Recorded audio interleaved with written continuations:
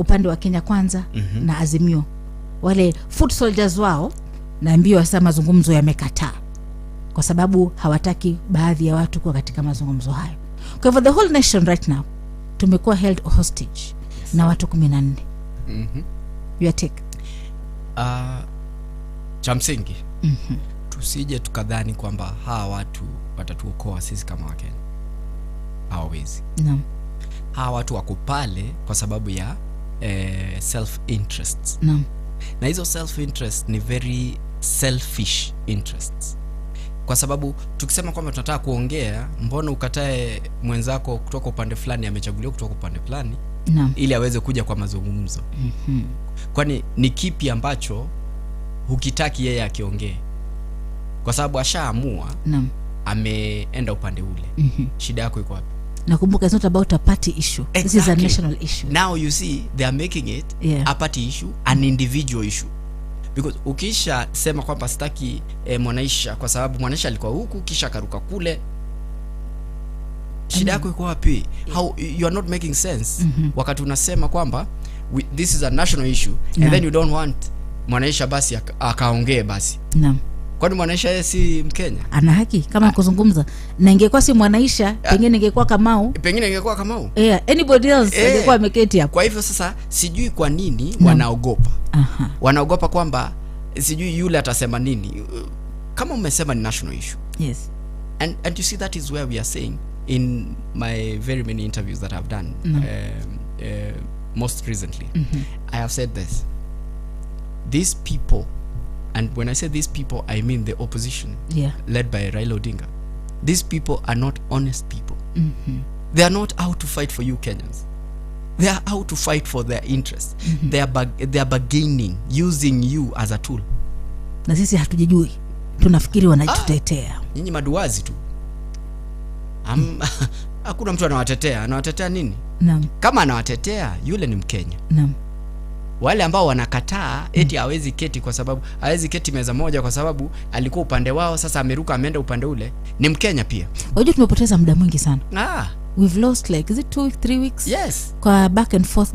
Exactly. Yeah, don't you think ni wakati umefika kwa Rais William Samoei Ruto na alikuwa Waziri Mkuu Raila Odinga to step up and take control of the whole situation?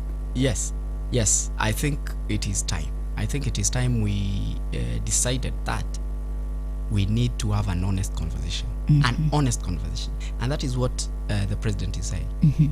He wants to have an honest conversation. If you're not coming in to have an honest conversation, then there is no need of him taking his time to politic with the lives of Kenyans.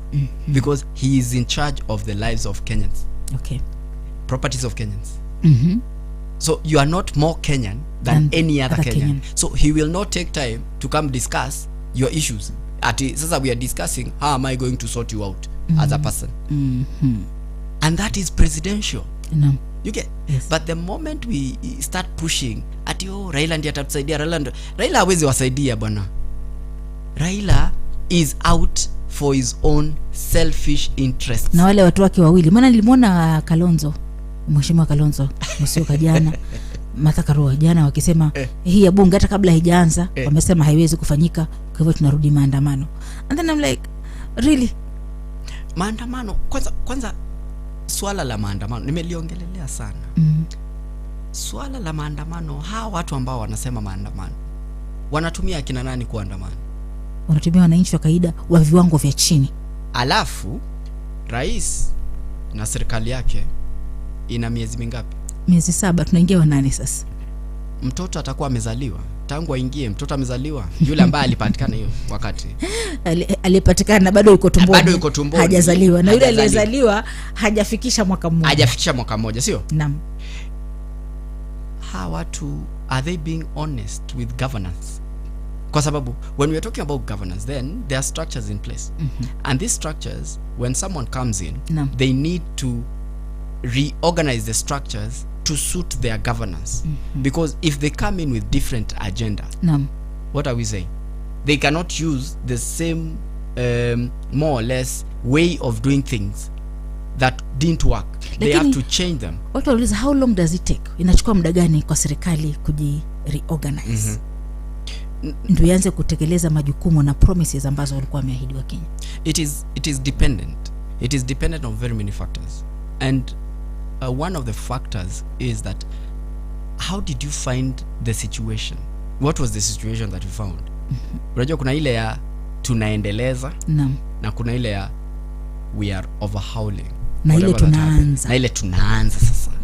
Tunaanza kutoka scratch. We are starting from scratch. Now, this one is not beginning from scratch. It's beginning from a negative. Because things were bad. You get? Yes. So, even with that, the president has said and has given himself a timeline.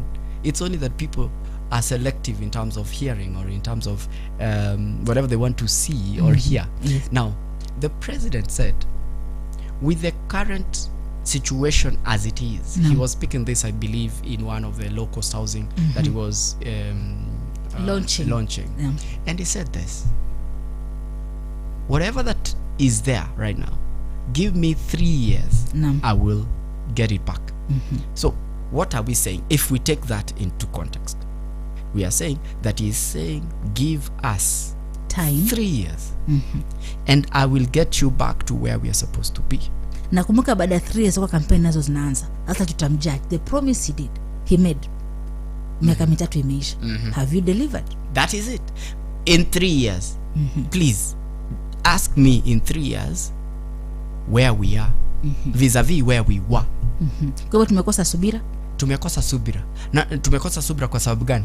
Kwa sababu kuna mtu mmoja ambaye anataka koroga ili yale ambayo yamewekwa ama yamepangwa na huyu rais wetu yasitendeke. Asiyafanye ili aweze kuwaibisha wale ambao walikuwa nadhani hatafanya. Lakini unajua ukisema sababu ya mtu mmoja ambaye anadunisha anajaribu kusabotage uongozi wa rais. Yes. Kumbuka asitaki kumtaja jina lakini kwa ni madai.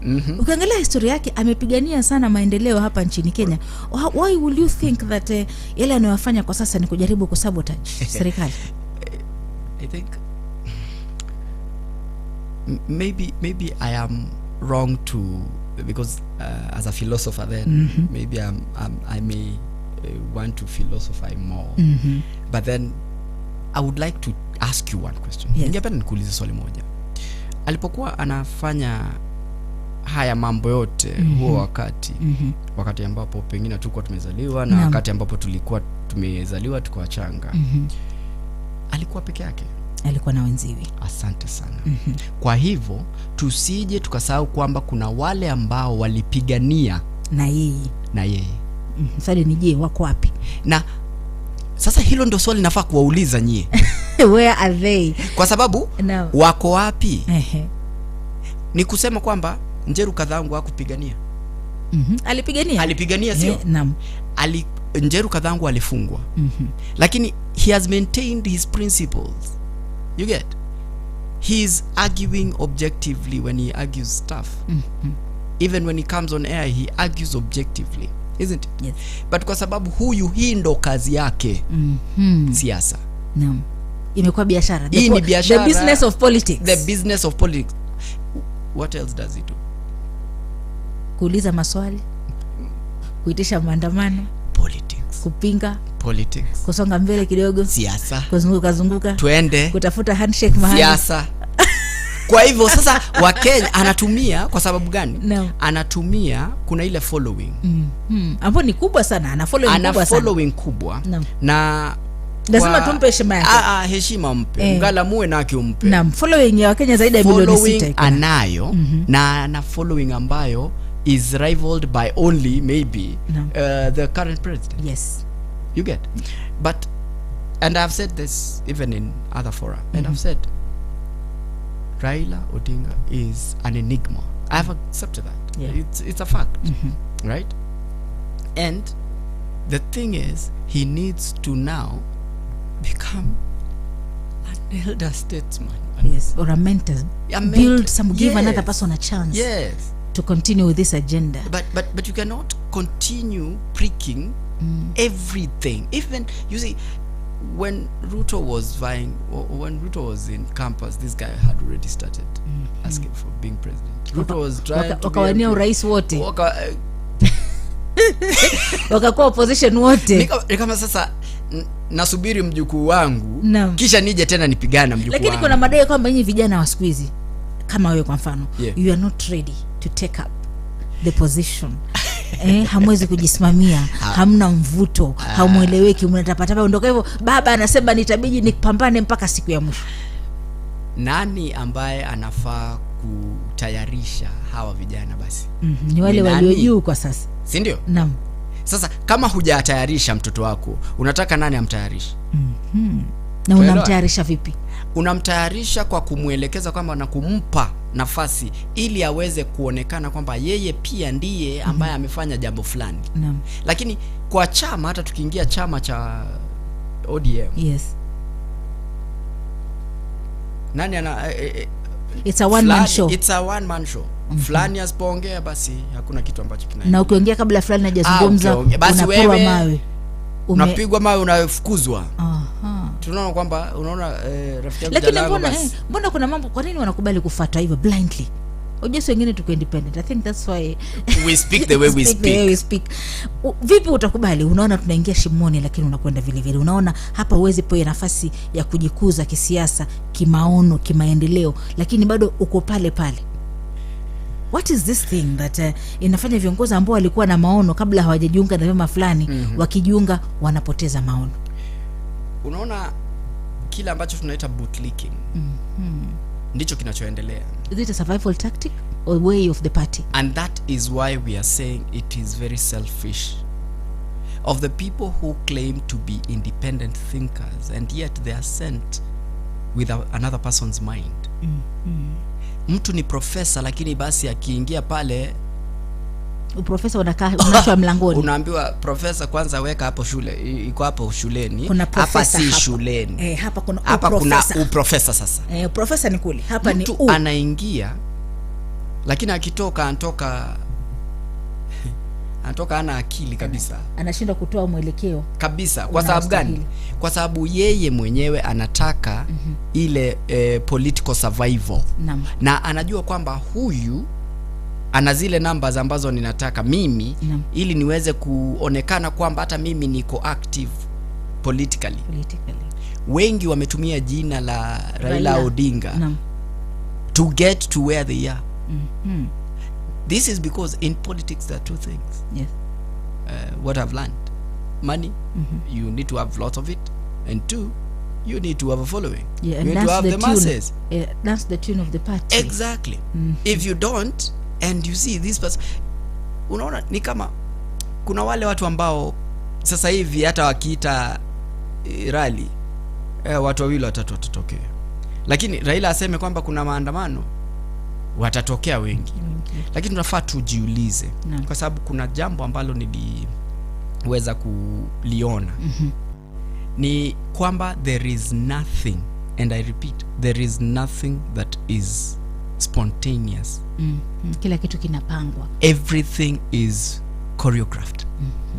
So mkiona watu eti sijui watu wamejaa wapi, uongo. Hawakutoka majumbani mikono mitupu eti sasa wametoka wamekuja tu. Mbona basi wewe mwanaisha ujaenda? Mimi natafuta hela.